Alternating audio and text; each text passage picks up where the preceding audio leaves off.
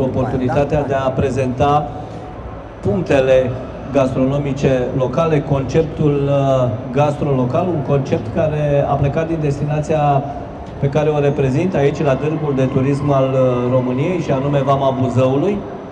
Un concept care nu face altceva până la urmă decât să promoveze mediul rural, să promoveze gastronomia locală, să promoveze produsele locale și să păstreze un patrimoniu care se numește patrimoniu culinar, gastronomic, ce se moștenește până la urmă, nu? Toată partea asta de rețete gastronomice sunt moștenite din generație în generație, ele reprezintă un patrimoniu și ne dorim să fie păstrat.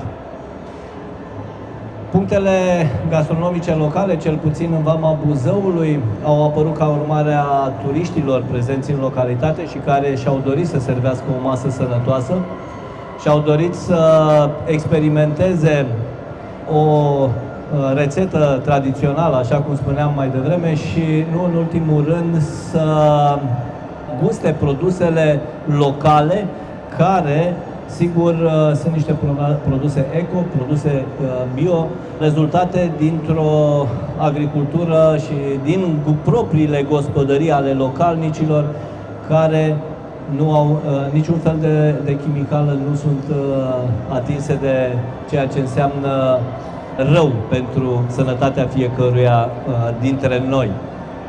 Și pentru că, până la urmă, acest concept trebuia să aibă și un nume, da? El se promovează ca fiind gastro-local. Iar noi, comunitatea din Vama Buzăului, cea mai mare comunitate de puncte gastronomice locale din România în momentul de față, încurajăm să se deschidă astfel de puncte gastrolocal în toată țara. De ce?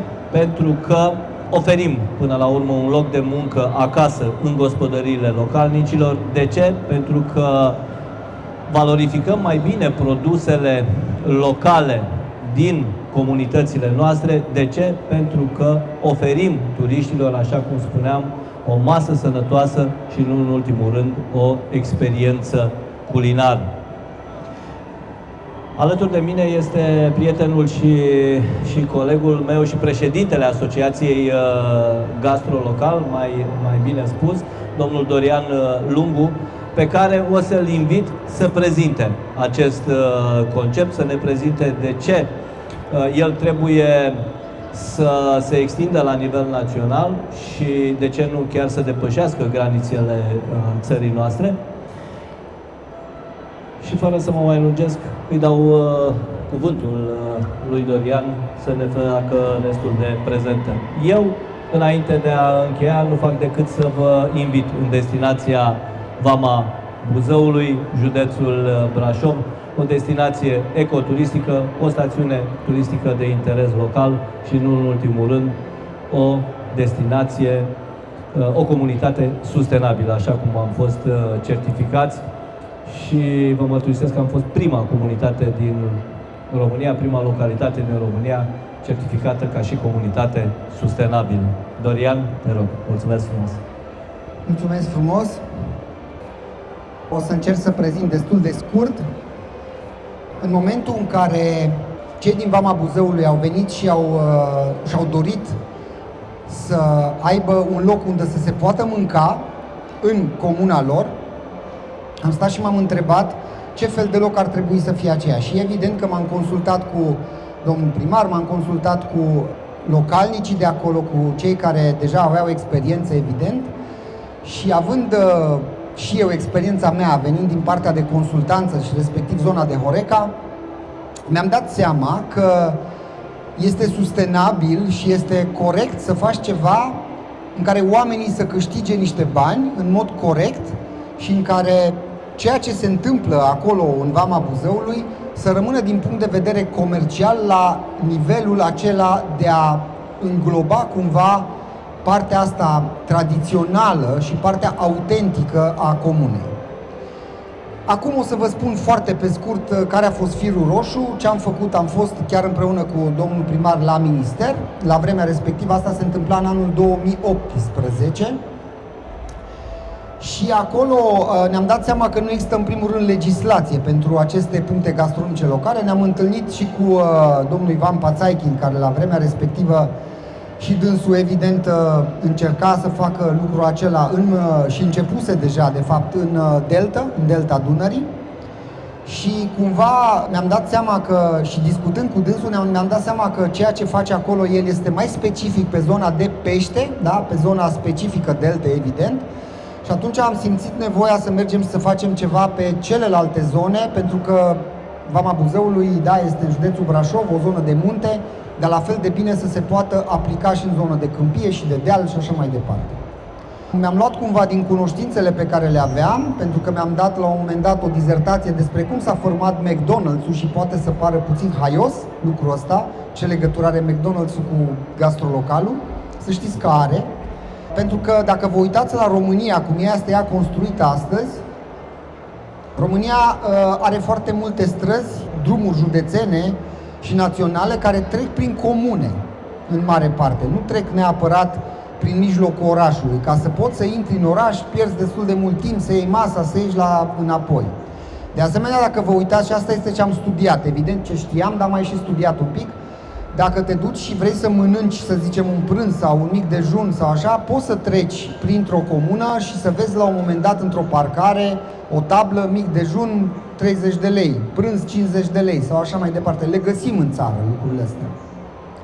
Bun, dar ce-ți spune ție că dacă te duci acolo, mănânci într-adevăr corect, ce mănânci, cine-i gazda, mănânci aici și îți vine rău poate peste o oră, ai o grămadă de întrebări pe care ți le pui în cazul ăsta, asta dacă ești numai în tranzit, da?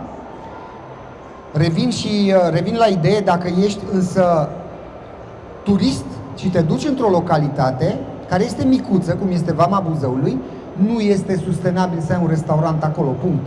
Din punct de vedere comercial. Nimeni nu o să-ți deschidă un restaurant într-o localitate care de-abia se ridică din punct de vedere turistic, așa cum era Vama Buzăului în 2018, când a fost acreditată ca stațiune de interes local, stațiune turistică de interes local. Și atunci se pune problema, ok, și cum ne dezvoltăm? Cine-i omul, cine-i găina? Vin mănânc, dar n-am ce mânca, vin vizitez, dar vizitez după aia unde merg să mănânc și te învârți într-un cerc. Și atunci, un astfel de punct gastronomic local este exact lucru care îți trebuie. Revin și o să vă spun de ce am făcut un ghid, de ce am luat parteneri la vremea respectivă Consiliul Județean, Direcția Sanitar-Veterinară și am dezvoltat un ghid împreună, pentru că este foarte important, lucrurile astea merg mână în mână. Nu funcționează dacă nu ai sprijinul primăriei, pentru că de acolo ți-ai atestatul de producător local, obligatoriu. Ca să fii un membru în gastrolocal, trebuie să fii producător local, obligatoriu. 2. Trebuie să respecti tradițiile locului, trebuie să respecti tradițiile gastronomice ale locului. Nu te veți găsi în Vama Buzăului să veniți să mâncați chiurtoș, ca să dau un exemplu, da? Nu că nu-i bun chiurtoșul, e foarte bun, dar îl găsiți 50 de kilometri mai încolo, în Covasna, în Harghita, în alte zone. Oamenii care vin în acest gastrolocal vin ca să ce? Ca să aibă o experiență autentică, din punct de vedere culinar, dar nu ne limităm numai aici.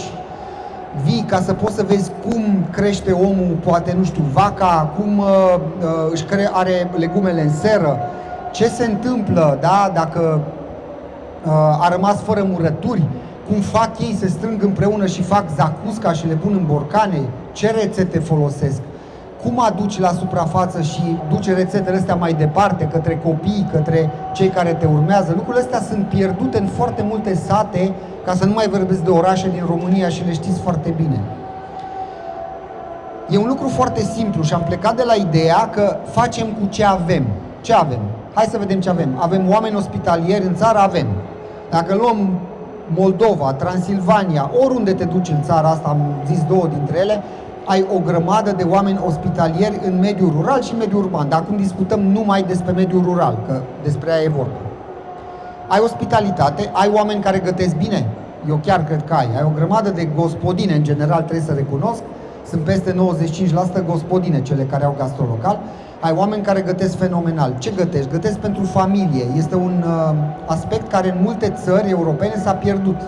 Nu mai există. Îți iei o pizza, o congelezi, o iei direct și o bagi o decongelezi și mănânci. În mediul rural, în România, încă se gătește și încă se gătește bine.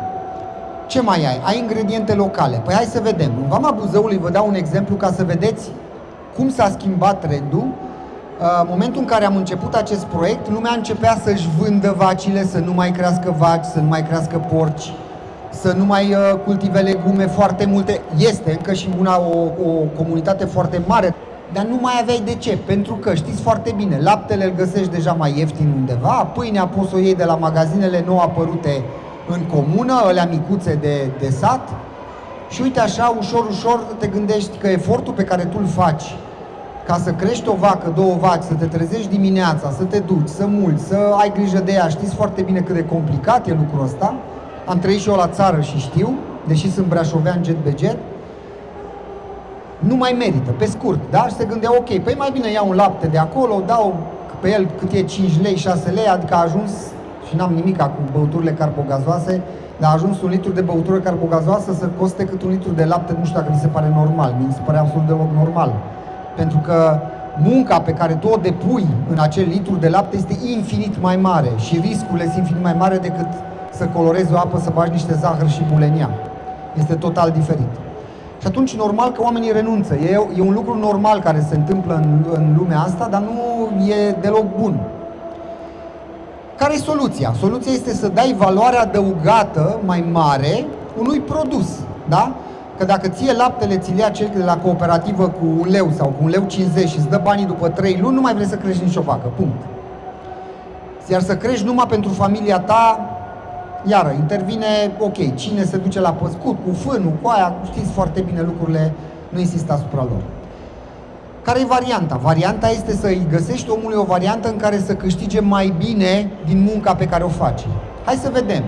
Într-un litru de lapte, dacă nu te apuci și îl dai cu 1 leu, cu 2 lei sau cu cât se dădea el sau se dă actualmente, da, în piață, procesatorului mare, și îl faci brânză sau îl pui într-o mămăligă cu lapte și îl pui pe masă și vinzi acel produs, poți să-l vinzi cam cu de 7-10 ori mai mult, da? Îl vinzi cu 7 lei, cu 10 lei, că ăsta este ceea ce faci într-un proces integrat de la, până îl pui în farfurie, de la From Farm to Fork. Că știți că Uniunea Europeană are un program foarte frumos pe hârtie care se numește From Farm to Fork, care nu funcționează în practică.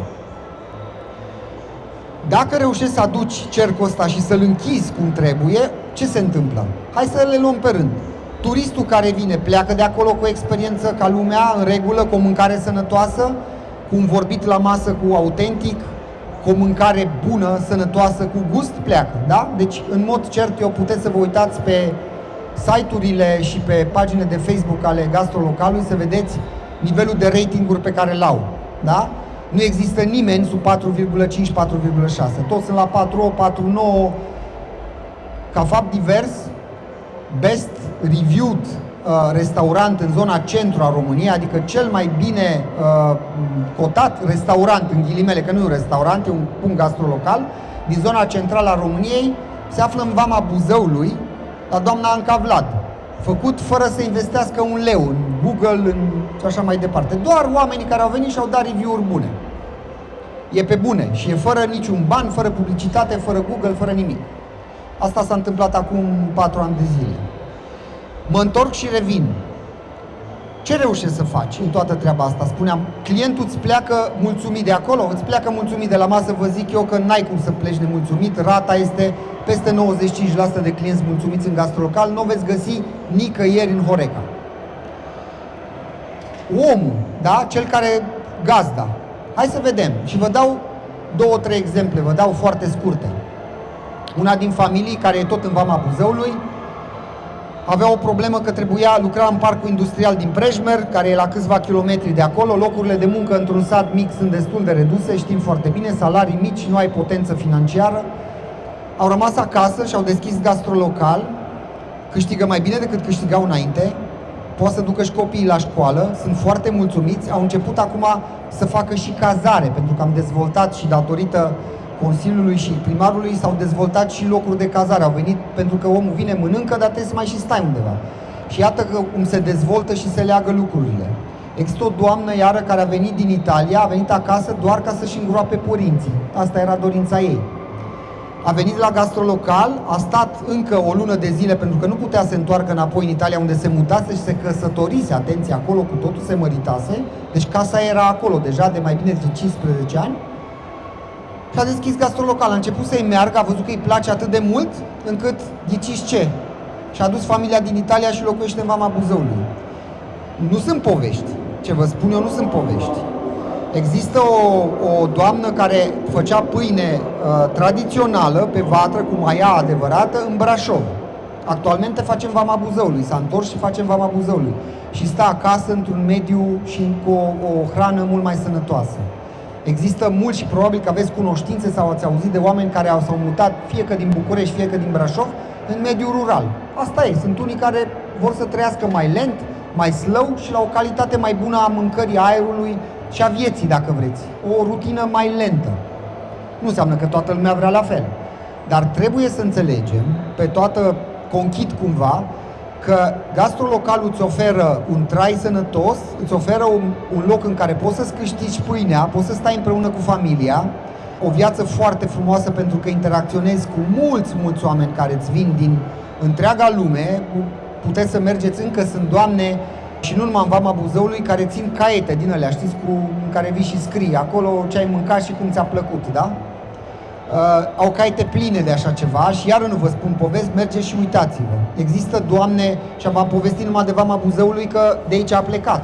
Dar actualmente aveți gastrolocal în Buzău, aveți în Bistrița Năsăud, aveți în Covasna, aveți în Harghita, aveți în Teleorman, o să fie unul cu cât de curând cu o influență mare bulgărească.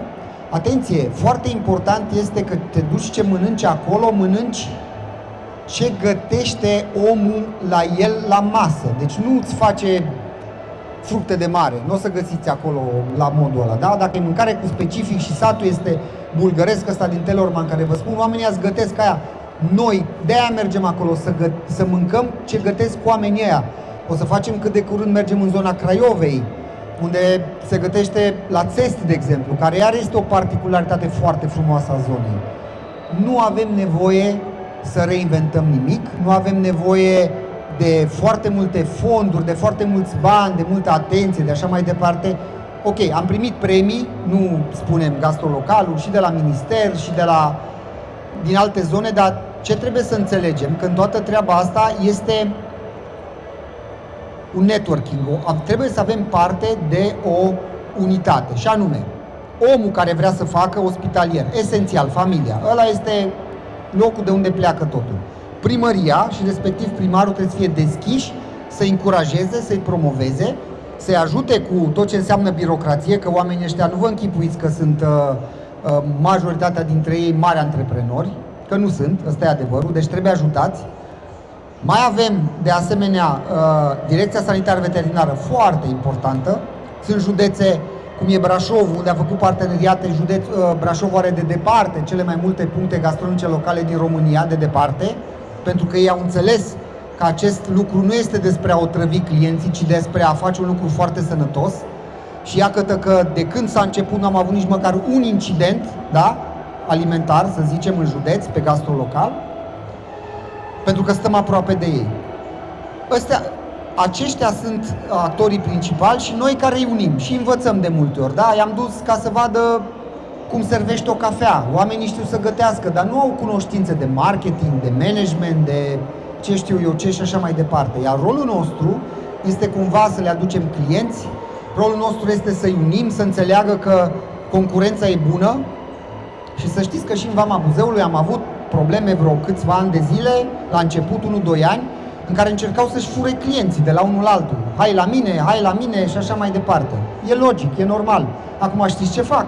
Când vin clienți și se întâmplă de deseori, mai ales în weekend, să aibă sala plină, că ai voie maxim 15 oameni la masă odată. Au sala plină, avem un grup, scriu pe grup, mi-au venit 4 clienți, vor să mănânce mai vegan, mai cu pește, mai așa, cine vrea să-i primească. Și în momentul ăla răspunde cineva automat, hai la mine că am liber. Despre asta e vorba în gastrolocal.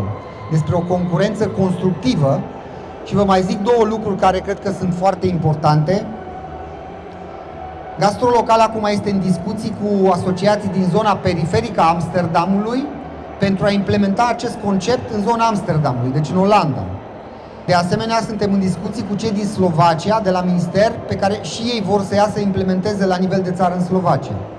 De ce credeți că oamenii vor așa? Și suntem exemple de bună practică pe care le-am avut și în Italia și în Polonia. De ce am fi așa, dacă nu am fi cum trebuie? Iar ambiția mea cumva este să reușiți să găsiți gastrolocal, să găsim de fapt gastrolocal cu toții, în curând, la nivel european. Pentru că să știți că, v-am spus la început că diferența dintre McDonald's și gastrolocal este mare, este imensă, dar conceptual, dacă tu te duci și mănânci într-un oraș, știi sigur că dacă vei intra într-un McDonald's, vei mânca un hamburger într-un fel făcut anume, la un anume preț și, mă rog, nu spun de calitatea mâncării, că nu asta este esența. Esența este că atunci când tu ești turist în Europa și te duci în Brașov, te duci în Piatra Neamț, te duci în Vaslui, te duci în, nu știu, sau treci granițele țării și ajungi în alte parte în Europa, să știi că dacă intri într-un gastrolocal ai parte de o poveste, ai parte de experiență, ai parte de 70% ingrediente locale pe masă, cel puțin, da? Că asta este legislația pe care ne-am făcut-o noi intern. Ai parte de anumite de siguranță alimentară, da? Poți să pleci de acolo cu un borcan de zacuscă, cu o brânză, cu ceva în care să cumperi făcut de oamenii de acolo, cu ingredientele locului, că mănânci o rețetă tradițională. Este același lucru, dacă vreți, predictibilitatea turistului, da? Care vine să mănânce atât un hamburger cât și la gastrolocal. Doar că el vrea experiențe diferite, e simplu. Este win-win pe tot parcursul, să știți, nu pierde nimeni din treaba asta. Nimeni nu poate să piardă. Autoritatea nu are cum să piardă, că încasează impozite și taxe. În plus, au mici restaurante la ei și este extraordinar să ai așa ceva, pentru că asta înseamnă turism, se completează una cu alta. Omul care vine nu pierde pentru că are o experiență, mănâncă sănătos, are parte de o experiență reală, autentică, da? Cel care își face acolo gastrolocal câștigă bani, rămâne. Știți că avem problema asta de când eram eu copil, am auzit-o, cum facem să ținem oamenii la țară? Cum facem să nu mai ne plece tinerii de la țară? Nu trebuie să le faceți nimic, trebuie să le oferiți condiții ca ei să câștige suficienți bani și lasă să se ducă, să viziteze, să informeze, vin înapoi, dar vin dacă au la ce. Dacă n-au la ce, nu o să vină niciodată. La un business, la ceva ce au creat cu ei, cu familia lor, se vor întoarce de fiecare dată. Cel puțin cam asta e regula în peste 80% din cazuri, statistic vorbind. Despre asta e gastrolocal.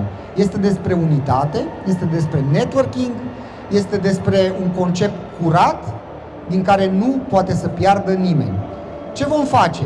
Că acum, evident că sunt și planuri de viitor. În primul rând, acum suntem în rețeaua gastrolocal sunt peste 70 de puncte gastronomice locale din tot parcursul țării. Ideea este că o vom extinde, vom încerca să controlăm din ce în ce mai bine ceea ce se întâmplă acolo, vom încerca să le dăm noțiuni ca ei să-și îmbunătățească activitatea.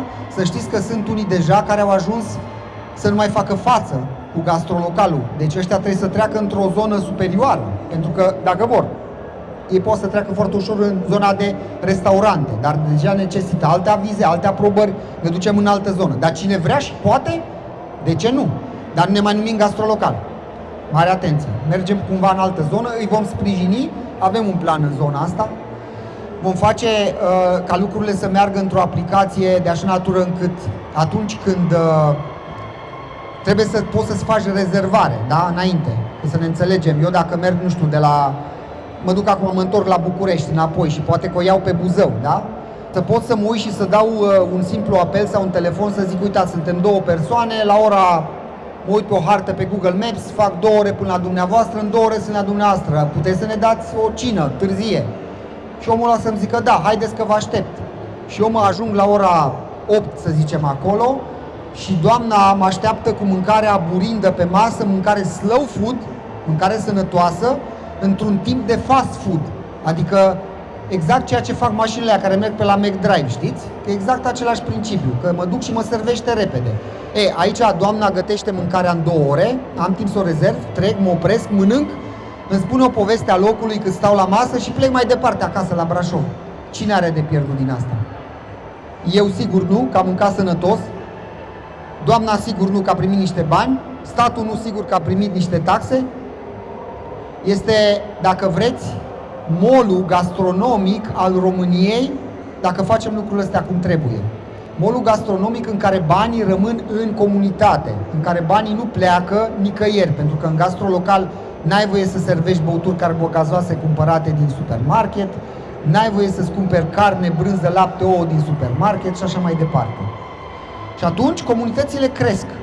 În Vama Buzăului vă spuneam că plecasem de la ideea cu laptele și acum o închei.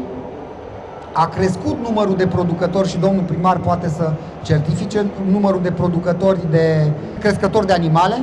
A crescut numărul de capete. Da? De ce? Pentru că am nevoie de mai mult sport, să dau la oameni să mănânce la gastrolocal, am nevoie de mai mult lapte, că am nevoie de brânză. Am nevoie de mai... asta este cerere și ofertă. Dacă faci un sistem economic corect, lucrurile funcționează corect. Aș putea să vă povestesc foarte mult, că mie îmi place, vă dați seama că e cumva în sufletul meu și am creat cumva chestia asta împreună cu oamenii de acolo, din Vama Buzăului. Să știți că de acolo a plecat și vă mai zic un mic secret pe care l-am observat, că am băutut țara asta în lung și în lat, creând mai multe gastrolocaluri și cunoscând comunități de oameni. Și vă zic așa, doar ca o mică constatare, Vama Buzăului e o comunitate care nu a fost colectivizată niciodată. Și foarte important în mentalul oamenilor. Am întâlnit comunități foarte bune, faine, prospere, cu bani, în Hunedoara, în Alba, în zona Moldovei chiar, care ar putea să-și facă mâine gastrolocal și le-ar merge bine, vă garantez eu că le-ar merge bine, n-are cum să le meargă rău, au și turism în zonă, trece Via Transilvanica și așa mai departe. Știți de ce nu o fac? Pentru că le e frică să se asocieze. Foarte interesant asta. Le e frică să se asocieze, le e frică că le fură vecinul, cum era pe vremuri, cooperativa, și că îi forțează cineva să facă ceva. Și nu le mai e frică că ANAF-ul le face ceva, că le ia prea mulți bani, că le ia casa, că așa mai departe. Nu e vorba despre asta. Gastrolocal a reușit să creeze împreună cu niște parteneri o lege care este un A4, da? Sunt 13 puncte, nu sunt mai multe, care funcționează extraordinar de bine. Plătești un impozit forfetar pe an, poți să faci pe persoană fizică dacă vrei, nu-ți trebuie persoană juridică, nu-ți trebuie SRL, întreprindere individuală, PFA. Poți să începi așa să vezi dacă funcționează. Nu are absolut nicio legătură. Toate lucrurile sunt atât de bine create în momentul de față, încât dacă ar fi mai mulți actori implicați, eu vă spun, lucrul ăsta s-ar extinde la o zonă foarte frumoasă. Mă opresc aici. Sigur că sunt mai multe lucruri, am 3 diplome aici, nu sunt doamnele, sunt acasă, dar cu siguranță o să vadă pozele, o să vadă o filmare și o să se bucure. Sunt oameni care au făcut ca aceste puncte gastrolocal să crească foarte mult. Avem mulți, v-am zis, nu numai puțin, dar am 3 care au fost și au fost de fiecare dată și respectă lucrurile și să știți că este greu să ții cumva pasul cererii de oameni și vine cineva și își cere, dați-mi și mie o Fanta. Și poate ți-e mai ușor să te duci să iei o Fanta de la magazin și să pui un adăugs comercial să-i o dai. Dar să știți că ei cumva și am reușit să-i convingem că dacă dau un sirop făcut natural, la siropul ăla cineva muncește să-l aducă de sus, nu știu, să culeagă mugurii, cineva îl face, iar banii pe care îi câștigă el, că și aia e foarte important, sunt mai mulți dacă faci un sirop decât dacă ia și pune un adaos la o sticlă de Fanta. Și atunci, concluzionând, sunt oameni care au țin la regulile astea și care sunt foarte important să rămâi acolo și să ai răbdare, pentru că rezultatele îți vin. Și cred că, domn primar, că mă ajutați aici să le premiem pe doamne, dacă... Da, aș mai avea doar de punctat pentru cei care vor niște informații tehnice, Dorian, aici. Te rog, da. Să precizăm că legea 412 din 18 decembrie 2023 este cea care reglementează înființarea și funcționarea punctelor gastronomice locale, da? Legislație în concret. Și, de asemenea, în fiecare an, Ministerul Agriculturii și nu Ministerul Finanțelor, așa cum poate ar părea normal, este cel care emite normele de aplicare, de fapt normele prin care se stabilește impozitarea acestei activități. Sigur, de asemenea, Asociația Gastro Local, pe care o găsim noi și pe site-ul www.gastrolocal.ro, oferă toate detaliile pentru cel care dorește să își deschidă un astfel de punct gastronomic local. Nu trebuie decât să îndrăznească și să aibă încredere că este până la urmă un business la el acasă și un business cât se poate de sănătos. Cred că ăsta este termenul potrivit. Și dacă îmi dai voie, aș completa cu o ultimă, pentru că e multă lume care mă întreabă pe mine, sau mă rog, pe membrii, sau ce facem acolo, sau cel puțin pe mine, ce câștig din asta. Ok, ce ți iese, că asta e o vorbă românească. Să știți că mi este de o ciorbă, eu tot timpul zic chestia asta și de fiecare dată când merg în Vama Buzăului sau oriunde merg, lumea mă invită la masă. Nu este nimic plătit aici în asociație, nu trebuie să dai vreo taxă, nu trebuie să primești ceva, să dai. Nu, este totul într-un mod voluntar, da? Și totul într-un mod benevol. Despre asta e vorba, ca să nu se înțeleagă că din chestia asta, vezi, Doamne, asociația face. Nu, din contră, asociația dă bani, să știți. Pentru tot ceea ce s-a făcut, asociația a dat și aia i-am strâns cum i-am strâns în general de la oameni, de la mine, mare parte. Nu are nicio legătură cu vreo taxă sau cu constrângerea cuiva că dacă intri în gastrolocal trebuie să plătești ceva sau trebuie să te duci să cumperi ceva de undeva. Nu. Asta țin să o specific, că e important. Și pentru că sunt prezente aici la Târgul de Turism al României atât destinațiile, dar și agenții de turism, încurajez ambele părți și destinațiile să-și încurajeze localnicii, da, să deschidă astfel de puncte gastronomice locale, încurajez agențiile de turism să includă în programul lor și o masă sănătoasă.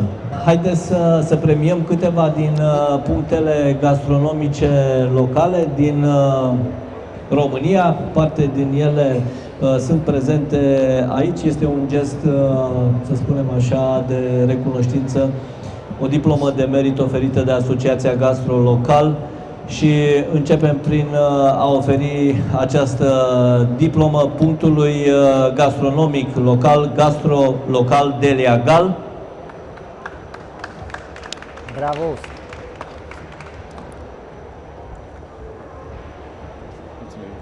Felicitări! Mulțumim. Uite, aici, haideți să și facem o fotografie împreună. Mulțumim frumos și succes mai departe. După cum v-ați dat seama, nu e Delia Gal, dar este din familia Delia Gal. Familia Deliei, da. De asemenea, o diplomă de merit o oferim punctului gastronomic local Burlac Nicoleta